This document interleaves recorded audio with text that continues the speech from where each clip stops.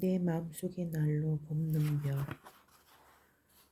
저는 고마워서 존재하는 사람입니다. 봄눈별이라는 이름은 별 앞에 루시드 폴의 노래 봄눈을 통째로 붙인 것입니다. 그러므로 봄눈별이라는 이름 안에는 루시드 폴의 노래 봄눈의 가사와 멜로디가 통째로 들어있다고 생각해 주셔도 좋습니다. 이 책에는 저를 믿어준 사람들의 따뜻한 마음들, 그리고 호랑이 출판사의 허주영 씨와 김연아 씨의 기나긴 시간과 크나큰 사랑이 랄락의 향기처럼 담겨 있습니다. 특별히 이 책을 읽어주시는 모든 분께 윤술 같은 감사를 드립니다. 종이에게도 고맙습니다. 서걱서걱 서걱서걱 저마다의 계절이 기다려지는 한 편의 책이기를 기도합니다. 봄눈처럼 흩날리는 봄. 내가 세상에 왜 존재하는 걸까 하는 생각을 거듭할 때면 내 곁에는 조용히, 그리고 지금 여기 나를 위한 누군가가 있다는 것을 다시금 가슴에 새기게 된다. 때로는 아무런 이유도 없이 나를 위한 누군가의 존재만으로도 나는 어느새 고마워서 존재하는 사람, 그런 이의 얼굴을 하고 있으므로 이 세상을 살아간다는 것을 느낀다. 나는 단지 그러한 까닭만으로도 충분한 듯이, 다행이고 기쁜 듯이 따뜻하게 애틋하게 배우게 된다. 고마워요 고마워요 라고 자꾸만 나지막히 말하겠다. 봄눈별. 응원하는 마음. 고마워요 라고 말해주어서 고마워요. 그리고 또 고마워요 라고 답해주어서 고마워요. 저녁 무렵 엄마에게 전화가 왔다. 예정된 약속이 갑작스레 그것도 일방적으로 취소되어서 엄마는 심심하기도 하고 3시간이나 혼자 돌아다녔다고 했다. 내가 그 말을 듣자마자 아이고 추웠겠다 하고 다정히 답했더니 엄마는 기분이 좋아졌는지 정말인지 수줍은 아이처럼 웃었다. 마음은 약하되 단단한 영혼으로 눈물을 흘리되 닦아주는 것을 잊지 말자. 꺾이고 휘더라도 부러지지 않을 수 있게 이 세상에 당신 편이 되어주는 누군가가 단 한 사람이라도 존재한다면 당신은 당신 자신을 미워하거나 호되게 다그치면 절대로 안 됩니다. 그러면 그럴수록 당신 편인 누군가의 마음이 부셔져 깊은 슬픔에 잠기기 때문입니다. 우선은 끝까지 자르지 않고 깊이 들어주세요. 잘 되지 않을 때에는 그 사람의 말과 호흡을 마음속으로 따라하면서 새기듯이 들어주세요. 그리고 그 사람의 말투보다 그 사람의 마음을 들어주세요. 특별히 어떤 말이 와 닿았다는 말보다, 좋은 말들, 고맙다는 인사보다 들어줘서 힘이 되었다는 말 한마디가 더 기쁘고 좋은 일이에요. 진심으로 들어주세요. 듣는 내내 내가 할 말을 떠올리거나 해야 될 일들을 생각하는 것은 좋지 않아요. 우선은 끝까지 자르지 않고 깊이 들어주세요. 경청하는 당신이 기다리는 당신이 참 좋은 사람입니다. 내가 세상에서 제일 불행하다고 생각하면서 지낸 적이 있었다. 그런 마음으로 울거나 화를 내거나 어딘가에 적었던 기억이 난다. 세상에서 제일 불행하다고 믿었을 때 나의 심정은 죽고 싶은 것 외에는 아무것도 존재하지 않았다. 직면하고 싶지 않았고 왜 하필 나에게만 이런 일이 일어난지에 대한 울분은 쉽게 가시지 않아 견디기가 힘들었다. 답 또한 보이지 않았다. 혼자서 모든 것을 헤쳐나가려 했기 때문이었다. 누군가에게 이야기를 털어놓을 수 있는 용기를 내지 않으면 작은 위로조차 받지 못하게 된다. 많은 사람들이 털어놓을 사람이 없다고 생각하지만 답을 원하지는 않으니 들어주기만 해도 좋아 라는 부탁과 함께 이야기를 시작한다며 반드시 한두 사람에게는 나의 불행에 관한 털어놓을 용기가 생겨나게 된다. 세상에서 제일 불행한 심정으로 이야기를 시작하는 것만으로 그래도 나는 아직 살아갈 만한 처지라는 것을 깨달을 수 있기 때문이다. 기댈 사람이 없어서 들어줄 사람이 없어서 라는 마음보다 기대는 것을 잘 못해서 털어놓는 것을 잘 못해서 라는 마음이 더 커서 되도록 혼자 헤쳐나가는 것에 익숙했는지도 모를 일이다. 하지만 들어주기만 해도 좋아 라는 마음으로 이야기를 시작하고 걱정보다 응원해주길 부탁해라고 이야기를 마친다면 세상에서 가장 불행하다고 믿었을 때의 심정은 서서히 흩어지게 될 것이다. 혼자 있을 때보다 훨씬 개운한 마음으로 일어설 수 있을 테니 말이다. 마음이 아픈 사람들의 이야기를 들을 때는 이 사람이 내게 힘든 속내를 털어내줘서 참으로 고맙다는 마음 필요하다.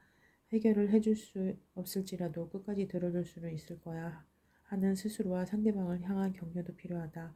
그리고 말을 중간에 자르거나 가로채지 않으며 함께 흥분하지 않고 끝까지 차분히 들어주고 될 수 있으면 더 이상 할 말이 없어질 때까지 다 털어낼 수 있도록 계속 질문을 던지면 좋다. 내가 이야기에 집중하고 있다는 것을 이야기하는 사람이 느낄 수 있도록 배려해야 한다. 여기서 중요한 것은 그 사람이 생각을 하느라 긴 시간 대답을 안 하더라도 끝까지 기다려주는 것이다. 그리고 필요한 마음은 그 사람이 불쌍한 사람이 아니라 그 사람도 고귀하고 소중하다는 따뜻한 다짐과 그때는 그 사람이 그럴 수밖에 없었다는 것을 논리를 거부하지 않는 것이다. 단지 그 사람의 심정을 공감하게 된다. 이렇게 들어주는 것만으로도 상대방은 홀가분함과 감사함을 느낄 것이다. 마지막으로 헤어질 때는 이렇게 말하면 좋다. 잘 될 거야 라고 말하는 대신 잘 선택할 수 있을 거야 라고 응원해 주는 것이다. 귀담아 들어주는 사람이 곁에 있다면 말하는 이의 목소리는 저절로 따뜻해진다. 조용해지고 차분해지고 부드러워진다. 느려져도 좋은 간결하고 명료한 말이 된다. 그러나 귀담아 들어주는 사람이 곁에 없다면 말하는 이의 목소리는 저절로 거칠어진다. 소란스럽고 차갑고 날카로워진다. 빨라져만 하는 장황하고 많은 말들을 하게 된다. 말의 힘이 걷잡을 수 없을 지경에 이르러 수많은 종류의 폭력을 행사하게 된다. 사람들은 그래서 드라마에 푹 빠지고 만다. 드라마에서는 그 어떠한 상황에서도 말을 자르지 않고 끝까지 들어주기 때문이다. 우리는 드라마를 보면서 알게 모르게 마음에 조금은 편안해지는 것을 느낄 수 있다. 그러나 현실은 그렇지 않으므로 우리는 마음의 병에 걸린 채 살아간다. 할 말을 다 하지 못하는 마음의 병, 하고픈 말을 다 표현하지 못하는 마음의 병, 솔직한 자신을 감춰야만 하는 마음의 병. 이것을 극복할 수 있는 가장 좋은 방법은 내가 먼저 끝까지 귀담아 들어주는 사람이 되는 것이다. 끝까지 들어줄 테니 기다려줄 테니 천천히 뭐든지 말해보라고 부탁하는 것이다. 실망스러운 마음이라 지금 이 순간의 삶을 시험 점수처럼 바라보는 이에게 자주 나타나게 되고 응원의 기운이란 지금 이 순간의 삶을 작은 아가처럼 바라보는 이에게 자주 일어나게 된다. 무엇을 얻기 위해 간디의 자서전을 읽을 것인가? 바로 응원이다. 간디의 삶이 아닌 그대의 삶을 살기 위한 간디의 응원을 받는 것이다. 그러므로 어떻게 살고 있는가가 아니라 어떤 마음으로 살고 있으며 얼마나 깊이 응원하는지가 중요한 것이다. 지금 이 순간의 삶을 바라보며 결과에 매달리지 않은 제일 좋은 방법은 삶에 있어서 모든 것은 과정이며 결과는 결코 존재하지 않는 것임을 매 순간 알아차리는 것이다. 사람들은 계기에 대하여 궁금해할 때가 많다. 모든 계기가 있었기 때문이라고 생각하는 모양이다. 어떤 계기로 음악을 시작하게 되었느냐고 묻는 사람들. 그럼 나는 하고 싶어 깨작거리다 보니 라고 답하고 싶어진다.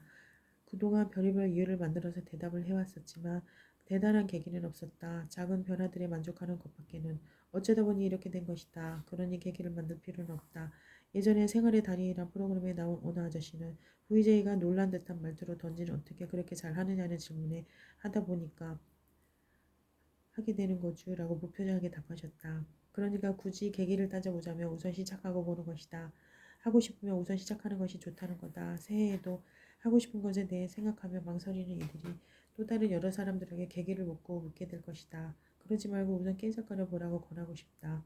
하고 싶은 일을 하려고 하며 마치 인생의 판을 엎어야 할 것 같지만 그럴 이유는 하나도 없다고 생각한다. 잘하는 일을 하면서 하고 싶은 일을 조금씩 깨작거리면 되니까 그러면 언젠가 하고 싶은 일이 잘하는 일이 되고 많은 기회들이 저절로 찾아올 것이기 때문이다. 단 재미로 시작해야 한다는 것도 잊으면 안 될 것이다. 깨작거리면 반드시 지속 가능해야 하고 우리의 인생이 너무나 길어졌기 때문이다. 살다 보니 알게 된 것이 하나 있다. 하기 싫은 일을 하면서 감수하는 괴로움의 크기와 하고 싶은 일을 하면서 감수하는 괴로움의 크기가 거의 비슷하더라는 사실이다. 깊어지는 겨울 곰곰이 생각해 보았으면 좋겠다. 사람이라면 당연히 각자의 특권을 가지고 있어요. 지금 당신은 어쩌면 더디게 갈 수 있는 특권을 지니고 있는 걸 거예요. 더디게 간다는 게 마치 한없이 뒤처지는 것처럼 느껴지지만 그렇지 않아요. 더디게 갈 수 있다는 건 그걸 잘할 수 있는 사람만의 아주 특별한 권리일 테니까요. 예를 들어서 하나의 이야기가 있으면 그것이 온전히 하나의 이야기로 인정받는 경우가 얼마나 되겠어요.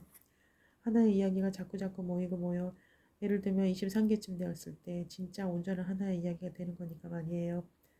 아까 더디게 갈 수 있는 특권에 대해서 말했잖아요. 더디게 갈 수 있어도 더 많은 걸 얻고 깊어질 수 있다고 생각해요. 그래서 특권이라고 말하는 겁니다. 세상 우리를 자꾸 결론으로만 평가하려고 하는데요. 거기에 휘둘릴 필요 없어요. 나만의 속도로 한 걸음 한 걸음을 응원하고 지지하면서 또한 격려하면서 내딛으면 됩니다. 그렇게 쌓이고 쌓여야 온전히 털어내고 완성할 수 있거든요. 이따금 나의 삶이 걱정되는 한밤중 한 친구의 말을 듣고는 내가 왜 괜찮은지 답을 하다가 문득 나를 걱정해준 사람들에 대해 오랫동안 생각해보게 되었다. 곁에 있지 않아도 다 있는 듯 느껴지는 그 마음들이 깊은 응원으로 다가왔다. 그냥 나 혼자서도 괜찮은 줄 알았는데 사실은 보이지 않아 잊고 지내던 수많은 응원 때문이었던 것이다. 그리고 생각났다. 생각이 난 김에 나는 나를 돌보고 응원하는 것 같다는 오래되고 식상한 이 짧은 대답을 사실은 그렇지만은 않더라. 이렇게 슬쩍 고치고 싶어졌다. 그러니까 나는 그러고 보니 늘 타인의 보살핌을 받으며 살고 있었다. 늘 타인의 응원으로 살아가고 있었다. 꿈을 포기하지 않는 방법은 그 꿈을 언제까지 이뤄야 한다는 기한을 두지 않는 것이다. 꿈을 이루지 못했다고 좌절하는 순간부터 우리는 꿈꾸는 삶을 즐길 수 없기 때문이다. 나의 그 꿈이 진정한 나의 꿈이라면 그 꿈을 언제까지 이뤄야 한다는 기한을 두지 않고 그 꿈을 일생의 친구로 삼고자 하는 마음 필요하다. 꿈을 이루는 가장 좋은 방법 언제까지나 꿈을 꿀 수 있는 삶의 용기를 잃지 않는 것이기 때문이다. 초등학생 80명을 대상으로 90분가량 꿈에 대해 나눴다. 아이들은 6학년들이었고 대부분 키도 크고 의젓해 보였다. 그러나 그 아이들은 역시 산만하고 떠들고 웃기 바빴다. 조용히 강의나 해볼까 싶었지만 그 방법은 불가능에 가까워서 우리 모두 다 함께 선생님이 하는 말 따라 하기 논의하였다. 나는 나를 응원합니다. 나는 너를 응원합니다. 사람들이 싫어한다고 해서 내가 좋아하는 것을 관두지 않습니다. 수많은 사람들이 나의 꿈을 헛된 꿈이라고 말한다고 해도 나는 결코 헛된 꿈이라고 생각하지 않을 것입니다. 나의 약점은 무엇일까요? 그건 내가 돌봐야 하는 부분입니다. 나는 그런 사람이 아니라 그런 부분도 가진 사람이기 때문입니다. 나는 나를 응원합니다. 나는 너를 응원합니다. 나는 나의 꿈을 응원합니다. 나는 너를 꿈을 응원합니다. 아이들을 대상으로 강연하러 가면 반드시 강조하는 게 있다. 못생긴 게 죄가 아니고 뚱뚱한 게 죄가 아니고 키 작은 게 죄가 아니라는 말이다. 깊은 공감도 공감이지만 이따가 울먹이는 아이들을 보며 어른으로서 퍽 미안해진다. 그 울먹임은 충분한 위로가 되어서가 아니라 그래봤자 자신의 일상에서는 달라질 것이 없다는 체념의 의미이기 때문이다. 그럼 나는 미안하다고 사과하게 된다. 체념을 먼저 알게 해서 미안하다. 정말 미안하다. 장애를 가진 9살 친구가 어젯밤 공연에 왔었다. 친구의 외롭고 어두운 이미지 속에서 따뜻한 슬픔이 느껴져 유난한 애착이 갔다. 공연 내내 아이는 내 바로 앞에 앉아 귀를 기울였다. 그리고 마침내 공연을 모두 마치자 안아주고 싶다며 다가와 나를 힘껏 안아주었다. 오늘은 아침부터 저녁까지 눈물과 함께 시간을 보냈다. 마음속에 이야기를 나누며 속절없이 눈물을 쏟는 여러 사람들. 나는 담담히 듣고 마주하며 받아들였다. 눈물의 바다, 마음이 아프고 분주하고 힘겨운데도 사람들은 그동안 기대려 하기보다는 혼자서 어떻게든 헤쳐나갈 공기 속에 안가한 힘을 쓰며 버텨오고 있었다. 기댈 곳이 없다고 여기는 사람들 대부분은 기대는 방법을 잘 모르는 사람들이었다. 아픔도 힘겨움도 부서짐도 늘 외면하는 편이 더 익숙해서 맞을 엄두조차 내지 못하고 있었다. 얼마나 힘겹게 여기까지 왔는지 자신이 가장 잘 알고 있으면서 그런 자신을 응원하거나 돌보지 않은 채 지금 이 순간의 삶을 결과로 받아들여서 모든 것을 자기 잘못으로 여기고 있었다. 이웃과 나눔을 마치고는 조금은 생각이 많아진 표정들이었다. 되도록 처음 만났을 때의 모습을 하고 문 밖을 향해 나서는 이들의 뒷모습은 두 눈에 자주 아른거릴 듯이 애틋했다. 내가 세상에 온 이유는 무엇일까? 가슴 깊이 남아 품게 되었다. 길고 깊은 하루였다. 그러고는 이렇게 말씀하셨다. 아이가 중학교 3학년 때 암 선고를 받았어요. 33번의 항암치료를 받았지만 끝내 20살 생일 3일 전에 세상을 떠났답니다. 그때는 그 밑에 쌍둥이 형제가 없었다면 나도 같이 하늘나라에 가고 싶었어요. 그 마음이 전부였어요. 6년이 지난 지금도 아이를 종종 만나러 갑니다. 아이를 내가 여전히 붙잡고 있는 게 아닐까 해서 불편하기도 하고 그 아이에게 충분히 잘해주지 못한 것이 미안해요. 아직도 늘 미안해서 이렇게 눈물이 나는데 어쩌면 좋을까요? 잠시 기다렸다가 대답했다. 그 아이는 아마도 평생을 살면서 마지막 4년 동안 엄마에게 가장 깊은 사랑을 받았다고 생각했을지도 몰라요. 33번의 항암치료뿐 아니라 여러 아픈 일이 겹쳤을 시기에 엄마는 그 아이를 위해 모든 사랑을 다 주셨잖아요. 불편함이나 미안함은 나도 모르게 저절로 일어나는 감정이니 어쩔 수 없을지 몰라도 그 감정들이 꼭 내가 잘하지 못했기 때문은 아니라고 저는 믿어요. 내가 모자랐기 때문도 아닐 거예요. 스스로를 너무 몰아세우지는 마세요. 모든 걸 다 하셨잖아요. 할 수 있는 거 모두 말이에요. 있는 힘껏 최선을 다해 사랑하셨으니까요. 그러니까 내가 믿고 너무 미안해서 나는 눈물이 이전에 그리워서 눈물이 나는 거라고 저는 생각해요. 아, 내가 이 아이를 마음껏 그리워하도록 스스로를 응원하고 있는 거구나. 그리워할 용기를 내고 있는 거구나. 그리워해도 괜찮구나 하는 순간을 지나가고 계신 걸 테니까요. 그리고 잠깐 동안 만우씩 같이 굴었다. 우리 외할아버지, 내가 집에 오자마자 압력밥솥에 새밥을 지어주시고 새 이불을 꺼내어 이부자리 펴주셨다. 뜨거운 물 데워 목욕도 하게 해주셨다. 아흔을 앞둔 추석에도 할아버지는 나를 애기처럼 돌봐주셨다. 아무것도 묻지 않으시고 그저 조용히 힘내라고 응원해 주시듯이 너는 잘못하지 않았다. 너는 길을 잃지 않았다. 너는 멈출 수 있고 너는 머물 수 있다. 너는 언제나 조금씩 잘해내고 있다. 다만 너는 마음이 여릴 뿐이다. 스쳐가는 작은 응원에도 기운날 줄 아는 너는 누군가를 응원하는 기쁨에 대해서 아주 잘 알고 스쳐가는 작은 상처에도 마음이 아파와서 너는 누군가를 위한 눈물과 따뜻함도 나누고 싶은 것이다.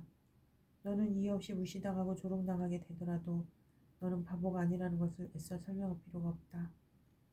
너는 누군가를 함부로 무시하거나 조롱하지 않기 때문이다.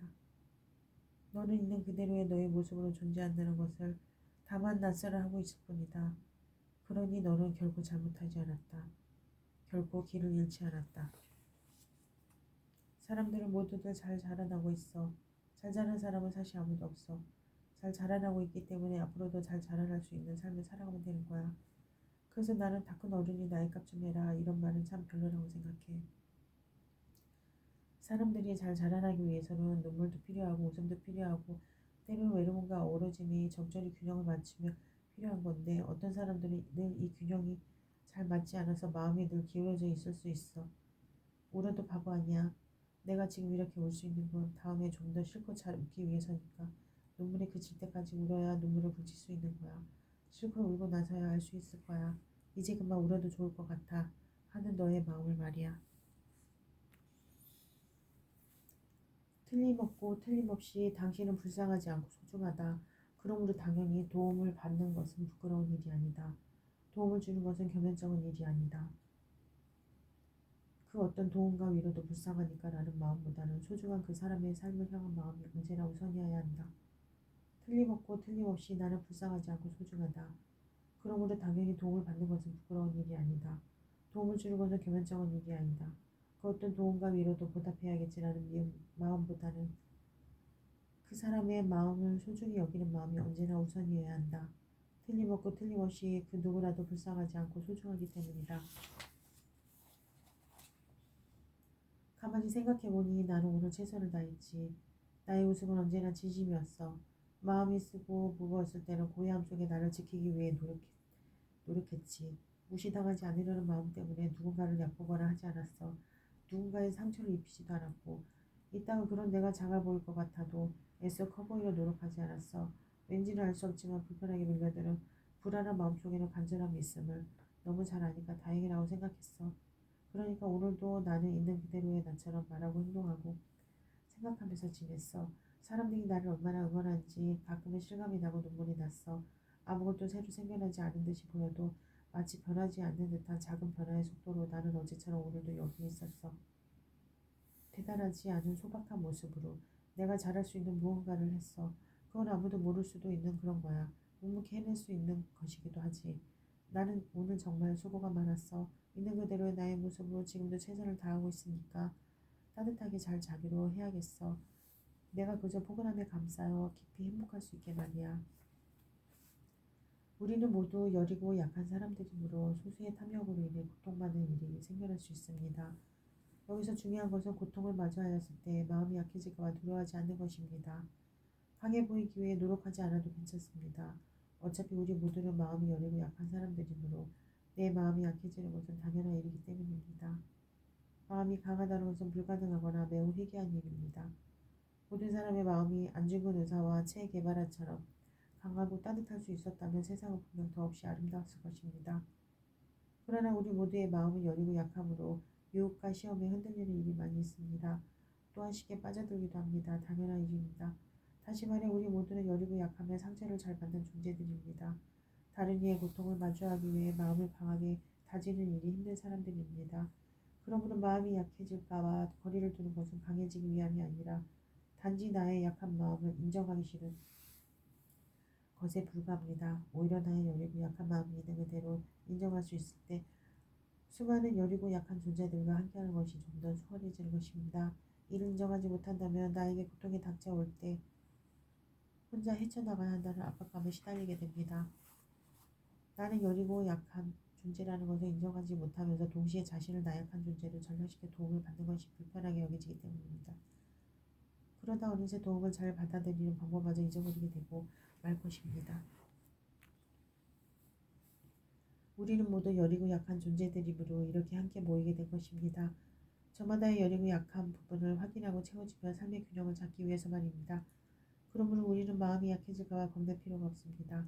누군가의 고통을 함께 나누는 일이란 단지 함께 슬퍼하고 아파하는 일이므로 마음으로부터 흘러나오는 눈물을 부끄러워하지 않아도 좋습니다.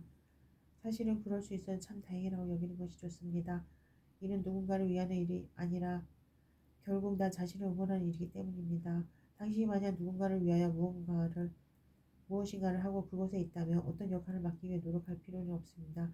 그것은 이미 누군가를 위한 것이 아니라 결국 나 자신을 위한 것임을 인정함으로써 무언가를 하고 그곳에 있는 것이기 때문입니다. 따라서 당신의 역할이 작고 부족하다고 책망할 필요 또한 없습니다. 우리 모두는 여리고 약한 마음으로 인해 나의 선행이 늘 타인의 선행보다 작아 보일 것이기 때문입니다. 반드시 마음이 강해야만 문제를 직면할 수 있는 것이라고 여기지 마십시오. 우리는 단지 여리고 약한 존재이기에 슬프고 아파할 수 있어 함께하고 직면하는 것입니다. 그러니 마음이 약해질까봐 두려워하지도 마십시오. 마음이 약해지는 것이야말로 고통을 나누는 제일 첫 번째 방법이며 문제를 직면하는 가장 자연스러운 방법일 테니까요. 그러므로 내가 여리고 약한 존재일 수 있어서 다행이라고 힘껏 자신을 격려할 수 있다면 용기를 내는 것도 수월하며 살아가는 일이 두렵지 않게 됩니다. 마치 내 안에 작고 여린 내가 지금 여기 살아있다는 것을 증명하듯이 말입니다. 나를 돌보고 세상을 보살피는 일은 나를 포함한 우리 모두가 여리고 약한 존재이므로 라는 전제를 통해서 시작될 때 그 어떤 시작보다 정직할 수 있습니다. 오랜 시간 이어나갈 수 있는 숭고한 힘이 날 것입니다. 그것이야말로 우주를 깊이 헤아리며 살아가는 삶이라고 나는 생각합니다. 그랬으면 좋겠어요. 내가 물었지. 늘 제사를 다하는데도 왜 마음이 허할까요? 하고 말이야. 내가 만약 무언가에 매달리느라 너 자신과 가족들에게 소홀할 수밖에 없다면 그것은 최선을 다하고 있는 것이 아니라 단지 시달리고 있는 것과 같아. 최선을 다하고 있다는 것은 보통 사람들이 생각하는 것처럼 모든 것을 다 바쳐 매진하는 것을 의미하지 않아. 최선을 다하고 있다는 것은 내가 노력한 시간만큼 내가 충분히 쉬는 것을 의미하고 내가 너 하나만이 아닌 곁에 있는 사람들을 따뜻하게 품고 함께 기대며 사랑하는 것을 의미해. 그리고 최선을 다하고 있다는 것은 내가 할 수 없는 일에 화를 내는 대신에 내가 할 수 있는 일을 지금 하는 것을 의미하지. 한번 올 한 해를 천천히 돌이켜봐. 너에게 주어진 시간들을 모두 일과 관계에 쏟아붓지는 않았는지, 너를 위한 시간과 내 곁에 있는 이들을 위한 시간들은 있었는지. 그렇지만 그렇게밖에 살 수 없지 않아요? 라는 의문처럼 그렇지만 조금 다르게 살아도 되지 않을까? 라는 의문을 가졌는지. 해답은 없어. 다만 널 위한 답은 늘 존재해. 그걸 실천하는 것이 바로 최선을 다하는 삶일 거야. 허한 마음도 신함으로 채워질 거야. 걱정 마. 저절로 그렇게 될 테니까. 어른이 되었다고 해서 다 큰 게 아니라고 생각해. 어른이 되었다는 건 좀 더 자라나기 위해 기본을 갖춘 것 정도니까. 어른이 되었다는 건 그러니까 좀 더 자라나기 위해서 뭔가 마음의 덩치가 커진 것 뿐이지. 귀 기울여 듣고 눈여겨본 것들을 마음에 새겨 담을 수 있게 말이야. 그 누구라도 틀림없이 매일매일 자라나고 있으니까. 나는 왜 이러지가 아니라 소중한 것을 배우고 익히며 점점 더 나아질 준비를 하는 중이라고. 진심으로 여겼으면 좋겠다. 정말 그랬으면 좋겠다. 마음을 응시하고 말은 솔직하게 행동은 정직하게 하기로 하자. 생각은 늘 잘하지만 언어는 늘 모자람으로 내 삶이 곧 대답이 될 수 있도록 하기로 하자. 섣불리 요구하고 기대하기보다 우선은 관조하고 관찰하며 천천히 사유하고 성찰하기로 하자. 일하고 행동하고 만남을 가진 그만큼의 힘을. 쉴 때는 지친 마음은 또 온전히 쉴 수 있도록 함께 있었던 그 마음 혼자 있기로 하자. 보살핌의 마음으로 저마다의 속도를 존중하며 오늘을 살아가기로 하자. 책 한 권을 읽을 시간조차 없을 때는 책 한 권을 읽어보라고 하더라. 마음이 바쁘고 늘 시간이 부족하다고 여겨지는 이유는 책 읽는 것을 하지 않았기 때문이라고 그렇게 가르쳐 주더라. 늘 조급하고 마음이 소란스러울 때도 가만히 앉아 책 한 권을 읽어보라고 하더라. 그러면 내게 책 10권을 읽을 여유가 생긴다고 그러더라. 요리할 시간조차 없을 때는 소프한 밥상을 직접 차려보라고 하더라. 배고픔이나 면하려고 돈 내고 끼니를 때우는 일을 밥상을 정성껏 차려보지 않았기 때문이라고 그렇게 말하더라. 늘 힘들고 지치고 의욕이 생겨나지 않을 때도 밥을 짓고 반찬을 담고 국을 끓여보라고 하더라. 그러면 내게 내 몸을 돌보는 기운이 생긴다고 그러더라. 밥상을 차려주는 사람, 책을 읽어주는 사람, 그런 사람이 되라고 하더라. 그런 하루를 보내보라고 가르쳐 주더라. 몸에 좋은 양식과 마음에 좋은 양식을 맛있게 먹지 않아서 기운이 약해진 것이니 내가 밥상을 차려주는 일, 내게 책을 읽어주는 일, 그런 일을 해보라고 하더라.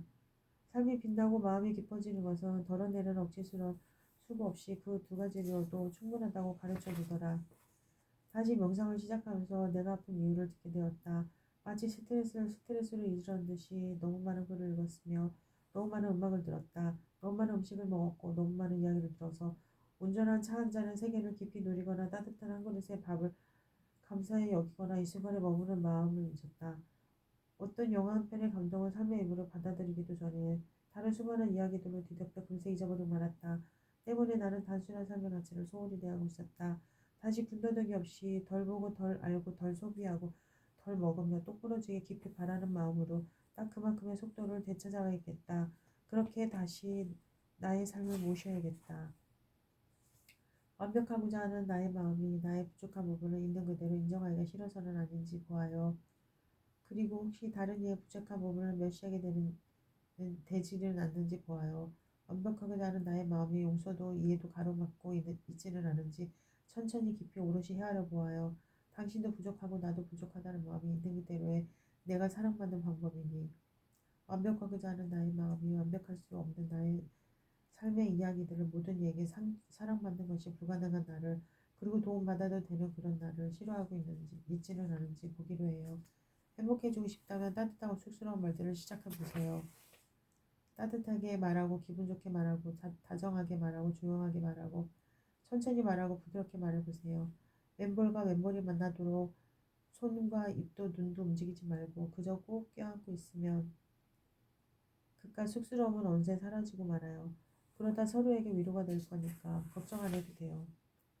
이 세상 모두가 나처럼 행복한 삶을 꿈꾸며 살아가고 있어요. 그러니 이 세상 모두가 나처럼 소중하고 아름답고 고귀하다는 것을 나도 모르게 잊어서는 안 됩니다. 내가 하고 싶은 일을 할 때의 불행감의 크기는 사실 내가 하기 싫은 일을 할 때의 불안감과 불행감의 크기와 거의 비슷하거나 별 차이가 없어요. 그러니까 하고 싶은 거 하려고 하는 자신을 많이 예뻐해 줘야 해요. 그렇게 되기까지 엄청난 용기가 필요했을 테니까요. 단지 행복해 보이기 위해서 행복한 모습만을 보여주고 내 안에 진실한 나를 외면한 채 공허함을 잊기 위해 애를 쓰며 거짓말의 세계를 서성이듯이 가짜 행복을 품고 살아가는 것은 이제는 하지 않기로 해요. 어떤 일을 하든지 그 일을 대하는 나의 마음의 크기와 나 자신을 돌보는 나의 마음의 크기가 같아야 합니다. 어떤 사람을 만나든지 그 사람을 대하는 나의 마음의 크기와 나 자신을 돌보는 나의 마음의 크기가 같아야 합니다. 때로는 나의 마음의 엄마가 되고 나의 마음의 할아버지와 할머니와 아빠가 되고 나의 마음의 이모와 삼촌과 친구가 될 수 있어야 합니다. 어떤 순간에도 나를 위한 웃음과 눈물을 잊어서는 안 됩니다. 그것을 부끄러워하거나 참지 않는 것이 좋습니다. 아이처럼 울보가 되고 하염없이 웃음보를 터뜨린다면 다른 이들의 수군거림과 험담을 만나더라도 어떤 삶을 살든지 그 삶을 이어나가는 나의 마음의 크기와 나 자신을 돌보는 나의 마음의 크기가 같아질 수 있기 때문입니다. 있을 때 잘해야 하는 데가 아니에요. 이제부터 잘하고 싶어요가 맞지요. 괜찮아 잘 될 거야가 아니에요. 마음이 약해져도 괜찮아가 맞고요. 너는 잘 선택할 수 있을 거야가 맞아요. 나 때문이다가 아니에요.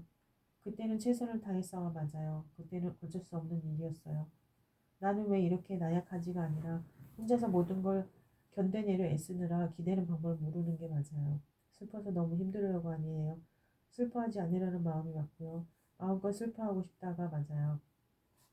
나는 이것밖에 안 되나 봐가 아니에요. 어쩌면 책임감이 너무 강한 거예요. 그리고 애착이 너무 깊은 거예요.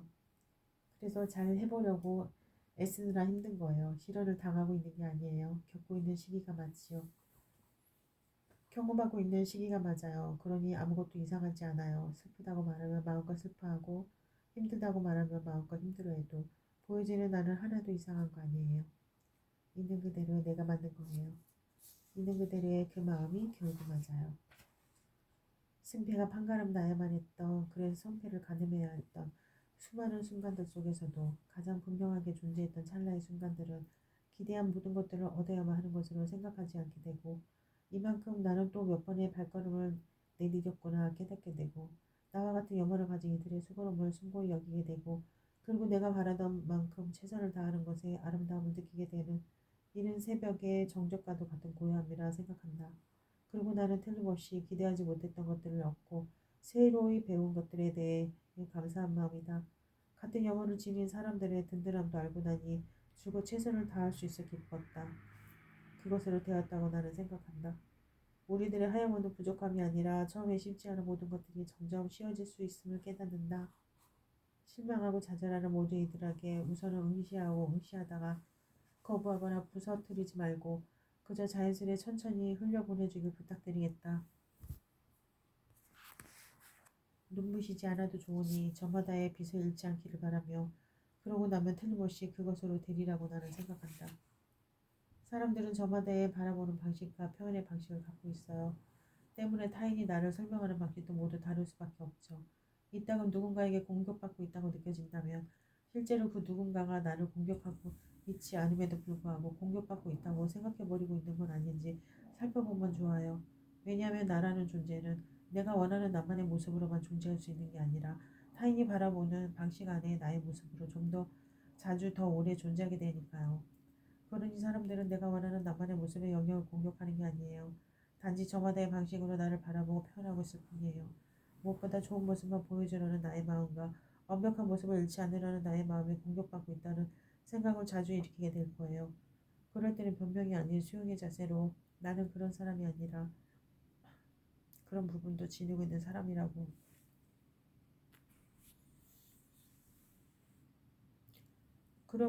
지니고 있는 사람이라고 자신과 상대방에게 말하지만 좋아요. 이런 모습도 저런 모습도 가진 사람임을 속 깊게 인정하면서 말이에요. 작은 피해의식을 이겨내는 좋은 방법이 될 거예요. 너무 심각하게 살지 않아도 된단다. 모든 일과 관계에 애착과 책임감을 깊이 품지 않아도 된단다. 아프기 위해 살지는 말아라. 지금 하고 있는 것이 모자라다거나 앞으로 할 일이 벅차게 느껴진다 해도 아프기 위해 애쓰지는 말아라. 쉬엄쉬엄 머무르고 살아도 괜찮단다. 시간은 언제나 같은 속도로 흘러가니까. 시간의 노예보다 좋은 주인이 되려구나. 그러니 그리 심각하지 않아도 된단다. 그러니 그리 책망하지 않아도 좋단다. 도련 백혈병 진단을 받은 어머니 소식에 슬픈 한 줄을 보낸 친구의 말이 기억에 남는다. 그래도 역시 마지막에 가족밖에 없더라는 그 말이 참 다행이다라고 생각했다. 전화를 끊고는 나는 과연 가족들이 마지막으로 돌아올 만큼 너른 꿈을 지녔을까 바라보노라니 나는 아직도 아주 작디작았다.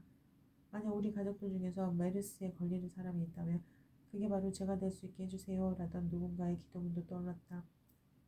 가장 가까이 늘 거기 있어주는 누군가를 위해 좀 더 단단해져야겠다는 한동안 잊었던 꿈을 다시 챙겼다. 단지 잠깐의 챙김만으로도 마음이 한결 놓였다. 우리에게는 모두 남모를 아픔이 하나씩 있을 테니 모두가 불안한 마음으로 보채는 동안에도 잠시 쉬어가라고 말할 수 있는 용기가 내게서 떠나지 않았으면 좋겠다. 더도 말도 말고 딱 그만큼의 나였으면 좋겠다. 오랜만에 TV를 켜니 스타 셰프는 있지만 식당 노동자들의 고단한 삶은 없고 삼시세끼의 평화로운 농어촌은 있지만 무너져가는 농어촌의 현실은 없으며 한없이 다정한 엄마 아빠는 있지만 맞벌이로 고생하는 행기형과 애언은 없었다. 대중문화와 최첨단 산업에 열광하는 청년들은 있지만 앞길이 보이지 않는 청년들의 고뇌는 없었다. TV도 이 암흑 같은 시대를 살아가는 사람들의 마음을 아는지 불편한 진실을 회피하면서 달달한 거짓말이나 일부의 화려함에 대해서는 끊임없이 집착하는 모습이었다. 이러한 방송의 흐름과 경향은 어쩌면 우리들의 자회사일 수도 있겠다고 생각을 하니 우리는 모두 조금 더 외로워지고 한패해지겠구나 하는 생각에 이르렀다. 혐오스러운 마치코의 일생이라는 영화를 보았을 때 이를 떠올렸다. 영화의 제목처럼 마치코 본인조차 스스로의 삶을 혐오하지만 누군가 단 한 사람이라도 혐오스럽지 않다고 말해줄 수 있기를 바라며 이 영화가 만들어졌다고 생각했었다. 그 생각이 꼭 맞았으면 좋겠다. 그 생각이 맞아서 식당의 노동자들과 농어촌의 힘겨움과 육아와 맞벌이의 고단함과 청년들이 고뇌를 TV를 통해 정면으로 마주하면서 이겨낼 힘을 배울 수 있었으면 좋겠다. 혐오하지 않았으면 좋겠다. 스스로를 멸시하지 않을 수 있게 불편한 진실이 세상의 이야기가 되기를 불편한 마음으로 기원했다. 부모님의 결혼 잔소리는 당신들의 본능과도 같은 보호자의 역할을 언젠가는 더 이상 할 수 없게 될 테니 너의 새로운 보호자를 찾았으면 하는 바람이란 생각이 들었다. 덧붙여 당부하곤 하시는 아이를 낳고 길러봐야 한다거나 애 때문에 견디며 살았다는 말씀에는 내가 더 너에게 많은 사랑을 받아왔단다 같은 고백이 오롯이 담겨있으리라. 심지어 결혼 생활이 불행과 불안의 연속이었던 분들도 결혼 잔소리를 하곤 하시는데 그것이 당신의 자식이 좋은 사람의 보호를 받기 바라는 마음과 낳고 기르는 아이로 인해서 느꼈던 행복을 알게 해주고 마음이 섞여서 그렇다고 보면 될 것이다. 그러므로 이러한 고백이 부모님의 경험과 섞여서 잔소리처럼 흘러나오는 것은 어쩔 수 없는 일이다. 때문에 어떤 부모님들은 결혼 안 하겠다는 자식의 대답에서 묘한 안도감을 느끼기도 하신다. 결혼 잔소리에 대응하는 가장 좋은 방법은 부모님의 사랑만 느끼고 지겨운 부분은 흘려듣는 것이다. 어떤 댓글을 하거나 방어 기제를 작동시키면 싸움이 되므로 그저 잔소리에 담긴 본질만을 생각하면서 웃어 넘기는 편이 좋다. 그것이 어려울 정도로 잔소리가 심하실 때는 부모님 편이 되어 나를 향해 똑같이 걱정하며 잔소리하는 척을 하는 방법도 있다. 무엇보다 잔소리 하나하나에 깊은 책임감을 느끼지 않도록 자신의 마음을 잘 보살펴주는 연습이 큰 도움이 된다. 때로는 지겹더라도 그것은 부모님이 지닐 수밖에 없는 책임감과 본능에 가까운 어쩔 수 없는 일이기 때문이다. 친구가 울먹이는 목소리로 전화를 걸어왔다. 엄마 큰 병에 걸린 것 같은데 어떻게 하면 좋겠어요? 벌써 목소리에 눈물이 가득했다. 많이 아프겠어요. 이제 되도록 많이 울어요. 더 이상 울 수 없을 때까지. 그리고 언제든 나에게 전화해요. 그리고 한결 씩씩해진 친구의 응답. 네, 꼭 그렇게 하겠어요. 하염없이 울고 슬픔을 다 쏟아낸 텅 빈 가슴을 만들어요. 친구 새로운 슬픔이 세차게 밀려 들어올 수 있게 우선은 마음껏 슬퍼할 수 있으면 좋겠어요. 그럴 수 있다면 당신을 바라보는 내 마음도 조금은 덜 아플 수 있을 것 같아요. 애써 힘내지 말아요. 그저 나 자신을 위해 슬퍼하기만 하면 돼요. 그 다음은 그 다음에 생각하기로 해요. 엄마는 아직 당신 곁을 떠나지 않았으니 말이에요. 사랑하는 이를 떠올리며 아프지만 말아요 라고 말해보세요. 갑자기 세상에서 없어지지만 말아요 라고 말해보세요. 자발적 하나를 주제로 강의를 하다 보면 간혹 결혼을 못하겠다는 푸념이 터져 나온다. 그러면 괜히 옆에서 듣다가 봄눈별 같은 사람과 결혼하기 싫다는 것이냐 어이없게 쏘아붙이는 사람도 보았는데 그럼 나는 가난하면 결혼하기 힘든 사회인 것 맞다 이렇게 대답한다. 실제로 지금껏 만난 많은 부모님들께서도 그깟 돈 없어도 결혼 다 할 수 있다 하시지만 그럼 저와 따님이 결혼하고 싶어 한다면 그 결혼을 허락하시겠느냐 여쭸을 때는 아무리 그래도 안 될 것 같다고 하신다. 신랑이 가난하니까라는 대답이 압도적이다. 가난하면 결혼 생활을 하기 힘든 사회라는 나의 의견에 동의하시는 셈이다. 다만 결혼을 위해 음악을 포기하라는 식의 요구는 매우 지나친 간섭과 강요라고 생각한다. 그런 점에서 결혼이라는 주제를 전제로 누군가의 삶이나 가치관이 추궁당하는 일이 일어나지 않았으면 좋겠다.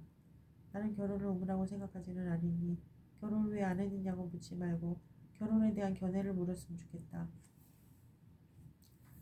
사람들은 내게 슬퍼 보이거나 외롭고 쓸쓸해 보인다고 말할 때가 있다.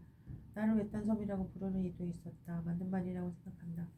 나는 그것을 감추지 않으니 말이다. 안 그런 척 하느라 애쓰는 시간들을 모두 지나갔기 때문이라고 마음속으로만 조용히 대답해보게 된다. 지금도 사람들은 내가 모든 것을 혼자 이겨냈을 것이라고 생각할지 모른다. 그러나 그럴 리가 없다. 잘 생각해보면 사람들은 누구나 부족하거나 아프고 허술해서 누군가에게 반드시 보살핌을 받고 있기 때문이다. 누군가의 영혼을 살고 있는 것이다. 완벽하지 않아서 나는 너를 좋아한다. 이런 마음으로 사랑하고 품어주며 살아갔으면 좋겠다. 누구나 다 남모를 아픔을 딛고 서 있다. 당신은 어쩌면 그 사람의 손잡이일 수도 있을 테니까. 하염없이 요구하는 사람보다 따뜻하게 바라보는 마음으로 늘 곁에 있는 그림자가 아니라 한 그루의 나무처럼 늘 거기 있는 그 사람으로 자라나고 싶다. 따뜻한 사랑을 오래도록 나누고 싶다며 사랑의 모든 것을 다 바치지 말아요. 그 사람을 사랑하는 마음의 크기가 내 자신을 사랑하는 마음의 크기가 같아질 수 있어야 해요. 그 사람의 삶이 시작된 순간부터 내 곁에 오기까지의 시간들을 떠올리며 깊이 사랑하고 아껴주세요. 감사한 마음이 생겨날 겁니다. 그 사람의 삶을 조종하려 들거나 간섭하는 대신 그 사람의 꿈과 삶을 격려하고 응원해주세요. 내가 필요할 때 꼭 필요한 사람이 되어주는 것만으로도 그 사람은 자유로움과 함께 충만해질 테니까요. 그 사람의 마음으로 그 사람의 이야기를 들어주세요. 그 사람의 방식으로 그 사람의 이야기를 품어주세요. 언제나 그림자처럼 곁에 있는 사람이 아니라 아름드린 나무처럼 거기 있는 사람이 되어주세요. 늘 함께 있는 사이가 아니라 그리움도 느낄 수 있는 사이가 되어보세요. 이 동안 그런 마음을 듬뿍 담아서 포근하게 껴안고 키스를 나눠보세요. 서로가 서로에게 매우 깊이 사랑받고 있으면 오래도록 느끼게 될 테니까요. 누군가의 삶을 바라보는 나의 마음이 보여지는 현재의 삶의 모습에만 머물지 않고 그 삶이 있기까지의 기나긴 이야기들과 깊고 단단하게 다져왔을 마음가짐에 좀 더 귀를 기울일 용기를 지녔으면 좋겠다. 그러면 그 누구의 삶이라도 더욱 너무나 소중해져서 그 삶을 함부로 대하지 못할 테니 말이다. 친구가 된다는 것은 사실 매우 지루한 작업이다. 있는 그대로의 서로가 어색하지 않을 때까지는 긴 시간의 불편함이 뒤따르기 때문이다. 상대방을 이해하려고 노력하는 과정도 필요하겠지만 그보다는 아예 익숙해질 때까지 기다리는 것이 좋다. 그렇다면 빨리 친해지고 싶어서 잘 보이려는 마음만으로는 진정한 친구가 되는 것은 불가능하게 어려워진다. 그저 그 사람의 속도와 나의 속도가 다름을 인정하고 자연스레 친구가 되는 그 순간까지 기다리면 된다. 단 상대방의 그런 일부분만을 보고는 상대방을 그런 사람을 여겨버리는 마음을 쉽게 내 안에 새겨두지 않도록 주의하는 것이 좋다. 그러므로 지금 누군가와 쉽게 친해지지 못하더라도 그건 그 사람과 내가 친해질 수 있어서가 아니라 서로에 있는 그대를 아직 발견하지 못하였거나 발견하였더라도 완전히 익숙해지지 않는 것뿐이다. 조급해하지 않아도 괜찮은 이유다. 마음이 평화로운 사람은 설명을 위한 말을 길게 하지 않습니다. 삶 속에서 조용히 행동할 따름입니다. 따뜻하게 성찰하며 사랑을 합니다. 마음의 건강이 있고 몸의 건강이며 몸의 건강이 마음의 건강임을 알기에 속도와 경쟁에 쫓기지 않습니다. 그 어떤 삶의 모습을 갖더라도 깊은 애정으로 자신의 삶을 응원하며 마음이 평화로운 사람은 설명을 위한 말을 길게 하지 않습니다. 삶 속에서 조용히 행동할 따름입니다. 따뜻하게 성찰하며 사랑을 원합니다. 마음의 건강이 있고 몸의 건강이며 몸의 건강이 있고 마음의 건강이 말기에 속도와 경쟁에 쫓기지 않습니다. 그 어떤 삶의 모습을 갖더라도 깊은 애정으로 자신의 삶을 응원합니다. 돈은 그저 삶의 수단일 뿐이며 알며 자신만의 세계관을 확립하여 문제를 인식하고 대처할 줄 압니다. 도움받는 것을 기쁘게 여기고 도움주는 기쁨 그 자체에 만족합니다. 마음이 평화로운 사람은 나 자신을 포함하여 그 무엇도 잘 해치지 않습니다. 모든 존재들 앞에서 언제나 겸손하고 다정하며 너그럽고 무엇보다 슬기롭기 때문입니다. 또한 일평생 그리 되기를 소망하며 아이처럼 늙어가기 때문입니다. 마음이 평화로운 사람은 내 안에 있습니다. 마음이 평화로운 사람은 늘 거기 있습니다. 숨을 쉬고 있습니다. 만약 당신의 삶이 대체로 외롭고 때때로 자발적이며 그 외로움이 슬프기도 하지만 낯설지 않고 익숙하다면 당신에게 외로움은 숙명이자 축복 같은 것이라고 생각한다. 또한 쉽게 주어지지 않는 일종의 특권일 가능성도 있다. 외로움만큼 당신은 자유롭고 특별할 수 있기 때문이다. 단 그런 이유로 더디게 나아갈 수밖에 없는 당신 자신을 따뜻하게 응원하고 격려하며 기다려줄 수 있어야 한다. 당신만이 느낄 수 있는 특별한 주파수를 가진 그 외로움이란 당신의 잘못이 아니라는 건 역시 잊지 말아야 한다.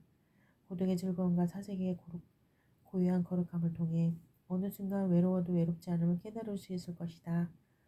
이따금 당신의 외로운 삶이 세상이 눈이 멀어 비좁은 틀에 쉽게 갇히지 않게 언제나 모두에게 배우고 늘 자라나는 삶이 되기를 바라고 기도하며 살아갔으면 좋겠다.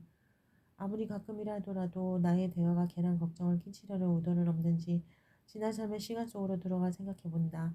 상대방의 제안을 받았을 때 나는 대접을 받고 싶은 마음을 갖고 걱정을 끼치는 방식으로 대화를 풀어가느라 나 자신에게 솔직하지 않은 대답을 하고 나중에 후회했던 일들이 떠올랐다. 가고 싶지만 가지 않겠다고 하고 꼭 그렇게 말할 만한 상황도 아니면서 요즘 많이 힘들다는 식으로 입버릇처럼 말하면 자기 연민의 감정을 내서 핑계를 삼고 상대방이 공감해주지 않거나 걱정해주지 않을 때만 특히 다시 한번 붙잡아주지 않을 때면 어김없이 버림받는 것을 생각하기도 하고 토라져 버리기도 했었다. 나는 또한 누군가를 만나고 대할 때마다 내게 이득이 되는 부분은 무엇인지를 생각하는 데 바빴음을 고백한다. 함께 있음의 기쁨을 먼저 생각하지 않고 만남의 명분을 더 중요시하여 얻을 것이 있는지 없는지를 궁리했었던 기억이 난다. 관계의 기준을 정할 때 그 사람과의 만남이 아니라 그 사람 속에 내게 필요한 부분이 있는지 없는지를 우선하였으며 긴밀한 관계를 맺지 않더라도 그 사람이 가진 여러 부분 중에서 내가 필요한 부분만을 골라서 취해왔었다. 그런 일은 대부분 몰래 이루어졌으며 고맙다는 표시도 하지 않았다. 즉 그 사람과 관계 맺는 방식은 소통이 아니라 일방적인 염탐과 관찰, 때로는 통보에 가까웠다. 그런 습관이 오래될수록 관계 맺기가 더욱 서툴어지고 말아서는 친해지고픈 이를 만났을 때는 섣불리 감정을 표현하여서 처음에 말했던 것처럼 걱정을 끼치는 방식의 대화를 하거나 자기 연민의 감정을 핑계로 삼아 가까워지려고 애썼다. 그리고 나는 상대방이 나를 걱정해주면서 나의 솔직하지 못한 거절까지 받아줬을 때 비로소 제대로 된 대접을 받는다고 생각할 때가 있었다. 난 자신에게 솔직하지 못한 결과였으며 관계 맺기에 두려움을 가진 이의 서툰 방식이었다. 지금에 와서 이 모든 상황을 돌이켜보면서 나는 이해관계를 생각하지 않고 함께 있는 모든 순간을 우정이 깃든 순간이라고 여기면서 살아가려고 하고 있다. 거기에는 적당한 거리가 유지되어야 한다고 믿기에 상대방의 모든 것을 파악하기 위해 예민한 관찰자의 시점으로 바라보거나 조금만 마음에 들지 않는 구석이 있어도 피하던 버릇을 내려놓고 상처를 받더라도 지금 이 순간이 편안할 수 있도록 노력하고 있다. 다만 권위적이거나 가르치려 들거나 경청하지 않는 이들은 아무래도 첫 만남부터 나를 힘들게 하는 이들이므로 함께 있는 것도 다른 만나는 것도 바라지 않게 된다. 상대방이 나와 다른 생각을 하고 있으면 그렇게 생각할 수도 있다고 생각하며 나를 불편하게 여겨서 거리를 좀 더 두려고 할 때는 함께 불편하기보다 오히려 먼저 물러나 주어서 고맙다고 여기기로 했다. 내가 하기 싫어서 하지 않은 행동을 누군가 꺼리낌없이 할 때가 있으면 그것이 나쁜 짓이 아니라 단지 내게 불편한 정도였을 때는 그저 모른 척하고 넘어가거나 다음에 나도 시도해보기로 했다. 그리고 미안하다는 말은 다시는 그렇게 하지 않을 자신과 용기가 에너지가 생겼을 때만 진심을 담아서 하기로 다짐했다. 나는 대화를 통해서든 삶을 통해서든 내가 하는 이야기들이 누군가에게 힘이 된다는 확신이 있을 때만 꼭 필요한 순간에 그 이야기가 사용될 수 있게 노력하고 그 이야기들을 변명과 핑계를 위해 사용하는 일은 다시는 없었으면 하고 생각한다. 동정을 받기 위한 도구로 쓰이지 않았으면 하는 바람이다. 마지막으로 나는 언제나 행복한 순간도 있고 불행한 순간도 있지요. 라고 타인에게나 나 자신에게도 솔직하게 말하는 사람이 되고 싶다. 그분의 삶도 새벽 1시 눈이 참 어여쁘게 쏟아져 내렸다. 눈을 피해 지하철역 계단에 앉은 노숙인 할아버지. 누가 끼워진 걸까? 분홍색 토끼 그려진 두 손을 꼭 모으고 무릎에 고개를 묻고 앉아 계신다. 밤을 지키는 영무원 아저씨 손에 저 얄미운 눈밭으로 쫓겨나지 않았으면 간절히 기도하며 돌아서는 밤. 나는 막차를 놓칠까봐 서두르고는 가는 내내 자꾸만 걱정을 한다. 위치 할아버지 핸드폰 속에는 소녀들의 졸업식장에서 촬영한 사진들이 보물처럼 간직되고 있었는데 나는 문득 내가 보물처럼 간직하고 있는 몇 장의 사진들을 찾아보다가 거기엔 나도 없고 그 누구도 없음에 놀랐다. 거기엔 풍경과 음식과 사색만 있었다. 세대가 다른 우리는 사진을 찍는 이유도 사진이 필요한 순간의 이유도 달랐을까. 짐을 잔뜩 실은 오토바이 한 대가 서서히 교통순경 앞에 멈춰섰다. 오토바이 기사는 주머니에서 뭔가를 꺼냈고 순경은 손을 내저었다. 핫팩이었다. 옥신각신 따뜻한 실랑이가 계속했다. 결국 순경은 그 핫팩을 받지 않았는데 두 사람 다 웃는 얼굴이었다. 몹시 추웠던 그 시간 가장 추웠을 이들의 마음만은 참 달랐다. 가난한 사람들이 타는 지하철 객차 속에 가난한 내가 나보다 더 가난해 보이는 아파 보이고 불편해 보이는 어떤 이와의 가까움에 불편해졌다. 움츠러들고 한 걸음 물러서거나 심지어 객차 칸을 옮기려 했었다. 삶 그대로의 모습을 한 이의 곁에서 가난을 감추기 위해서 애쓰는 내가 솔직한 누군가의 어쩔 수 없을지도 모를 보이는 가난을 부끄러워하고 있었다. 그러고 보니 나는 언제나 한결같이 가난을 감추기 위한 소비를 하며 아무리 애써도 채워지지 않는 마음속에 끝없는 공허를 채우고 있었다. 있는 그대로의 가난이 부끄러워 산 그대로의 삶을 멸시하곤 했던 좀 더 가난한 내가 부끄러워진다. 이 한없는 부끄러움 너머의 자유로움을 찾아 가난을 감추기 위한 맹목적인 소비를 여기서 그만 멈추기로 다짐해 본다. 엊그제 한강에 사랑에 빠졌다. 가물 깊이 사라져 실종되었다. 불꽃 축제를 분주히 준비하던 젊은이였다. 수색에 나섰지만 실패한 채로 밤이 깊었다. 그러나 사람보다 돈이 귀함으로 한강의 불꽃 축제는 화려하게 펼쳐졌다. 발 딛기도 힘들 만큼 모여든 사람들은 모두 행복한 얼굴을 바라보았다. 불꽃 축제를 준비하던 그 사람의 마음과 변사체로 발견된 그 사람의 손길과 하늘 가득히 빛나던 그 사람의 마지막 불꽃. 하염없이 바라보았다. 누군가의 사랑스러운 남편이었을 당신, 누군가의 든든한 아들이었을 당신, 고인의 명복을 빈다. 분신하시고 한 달 만에 세상을 떠난 압구정 신현대아파트 경비 아저씨는 누군가의 평범한 아버지였을 것이다. 다정한 개구쟁이 친구이자 얼마든지 참고 노력하는 남편이었을 것이다. 고등어 조림을 좋아했을 것이고 순대 한 접시에 소주 한 잔을 사랑했을지도 모른다. 그러나 물상식한 부자들 앞에서는 언제나 동물처럼 취급당하고 온갖 조롱과 혐오 속에서 지내야 했다. 이것은 30년 후에 일어날 내 자신의 이야기처럼 비현실적이다.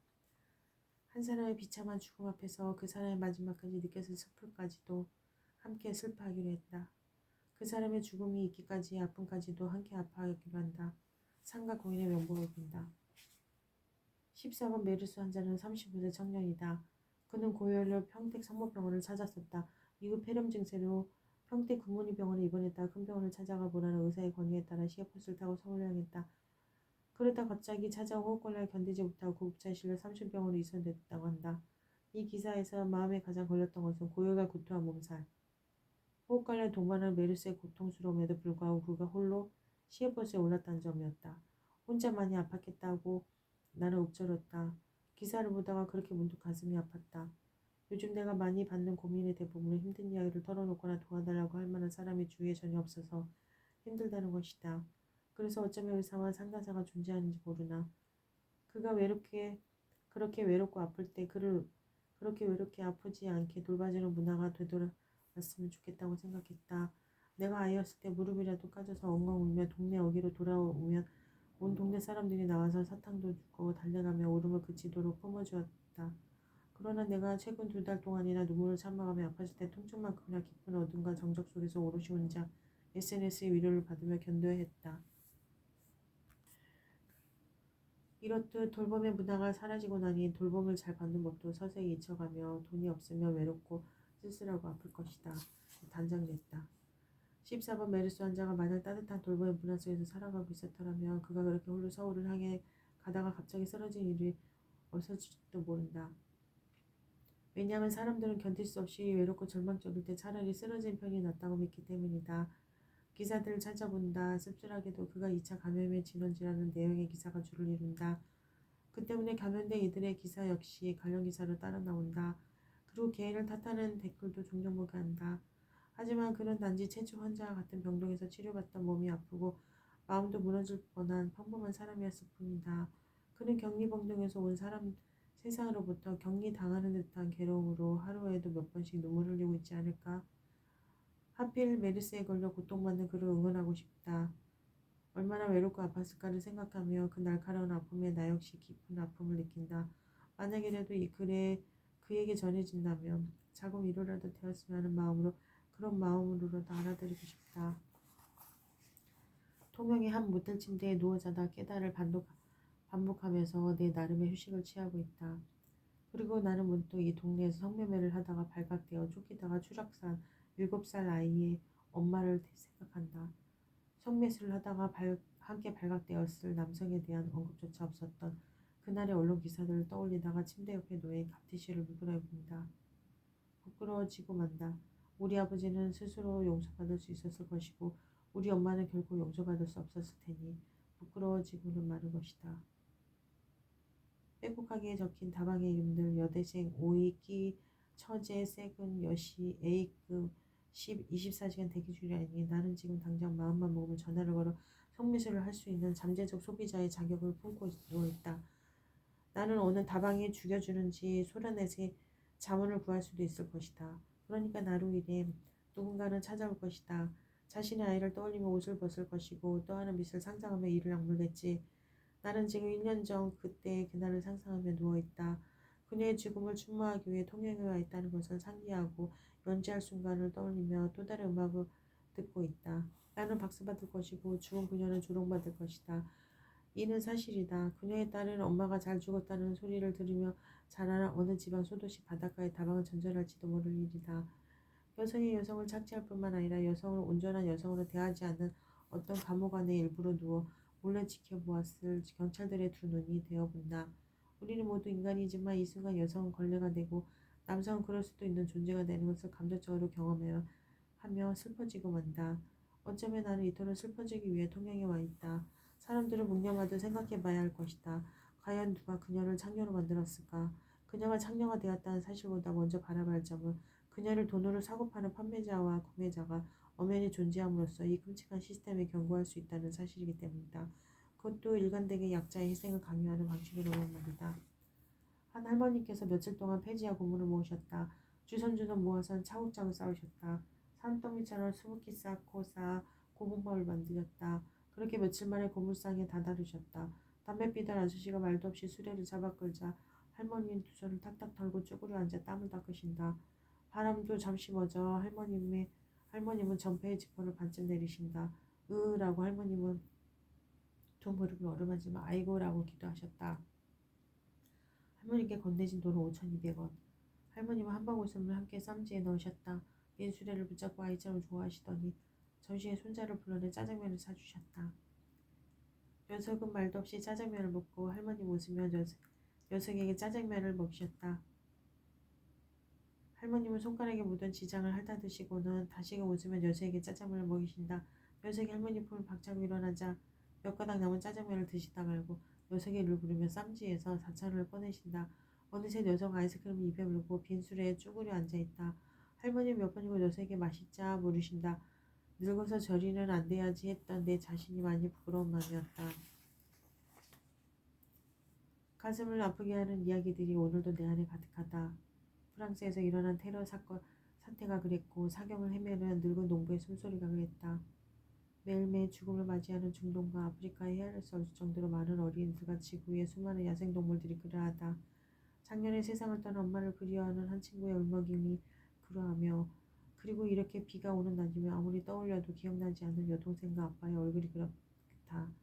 모든 아픔이 모두 아프다. 누구의 아픔이 더 크고 누구의 아픔이 더 작을 수 없다. 내가 힘든 순간이 내가 가장 힘든 순간이 맞다. 내가 아픈 순간이 내가 가장 아픈 순간인 게 맞다. 저마다의 아픔은 저마다의 가장 힘들고 고통스러운 시기인 것이다.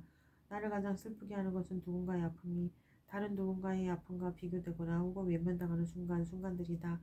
그래서 이제 그만하라고 말하거나 그 정도로 뭘 그리 하고 말하는 것이다.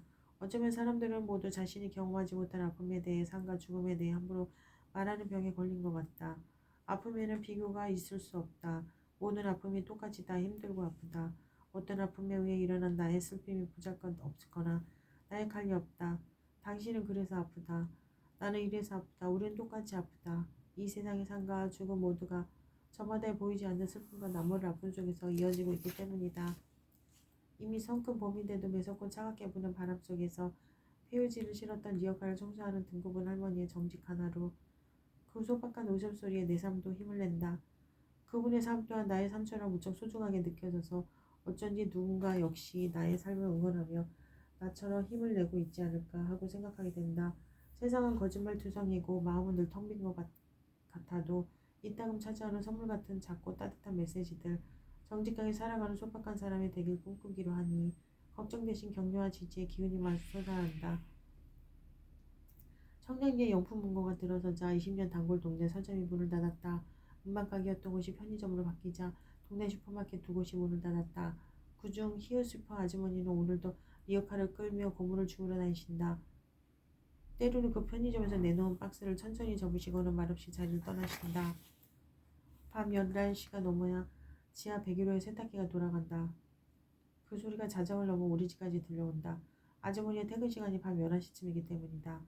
셋이나 되는 아이들은 하루 종일 세탁기도 안 돌리고 뭐 했을까. 중학생 고등학생이나 됐으면서 괜히 미워져서 입술을 삐죽거리게 된다. 아주머니 매일 아침 출근하고 매일 밤 11시에 집으로 돌아와서는 빨래까지 돌리고 주무시는 걸까. 아이들과 대화를 나눌 시간조차 없을 고단한 밤 12시. 아주머니는 도대체 무슨 마음으로 세탁기도 안 돌리는 저희 할머니 애들을 뼈빠지게 일을 하면서까지 키우고 먹이고 입히고 계신 걸까.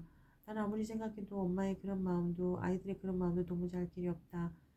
그저 세탁기 소리가 완전히 멈추고 가루비닐 냄새가 더 이상 나지 않으면 오늘도 지하 101호의 하루가 끝났다고 마음속으로 수고하셨노라고 되늘 뿐이다. 마치 매일의 일과처럼 나는 또다시 상상하고 기도하다 잠이 드는 것이다.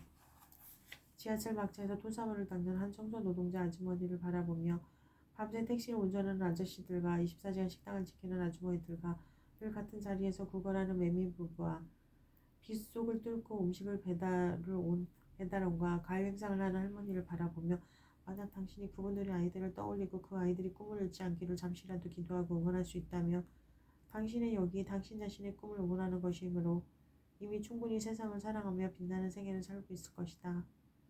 나의 색채가 다른 것은 내가 유별나서가 아니다. 모두의 색채가 다르다는 것을 좀 더 일찍 발견하여서 그럴 것이다. 그러므로 조금은 더 외로울 것이다.